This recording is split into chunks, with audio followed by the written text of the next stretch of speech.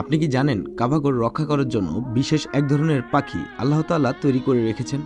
যদি না জেনে থাকুন তাহলে ভিডিওটি দেখতে থাকুন।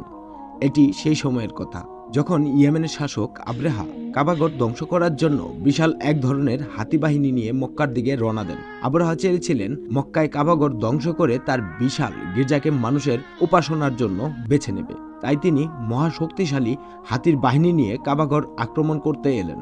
মক্কার মানুষ তখন ছিল খুবই আতঙ্কে। মক্কার বাসিন্দারা বুঝতে পারলেন তারা এই বিশাল বাহিনীর বিরুদ্ধে যুদ্ধ করতে পারবে না। তারা কাবাগর ও নিজেদের রক্ষার জন্য শুধু আল্লাহর উপর ভরসা করলেন এবং আল্লাহর কাছে দোয়া করতে থাকলেন।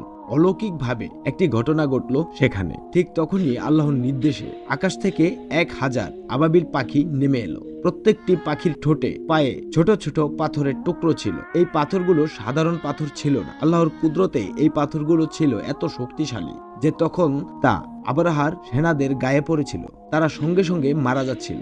আবরাহা বিশাল হাতি বাহিনী নিয়ে এগোতে পারতেছিল না। তখন সবচেয়ে বড় হাতিটি কাবাগরের দিকে না গিয়ে উল্টো দিকে মুখ ফিরিয়ে নিল। আবরাহা তখন বাঁচার জন্য পালানোর চেষ্টা করতে থাকে।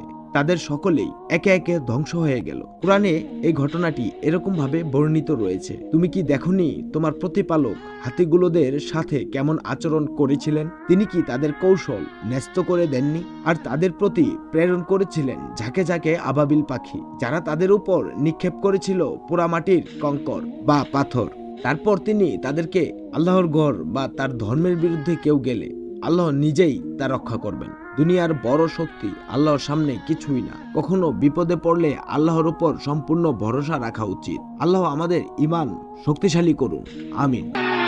无敌是一名主义，老子们要没有出局。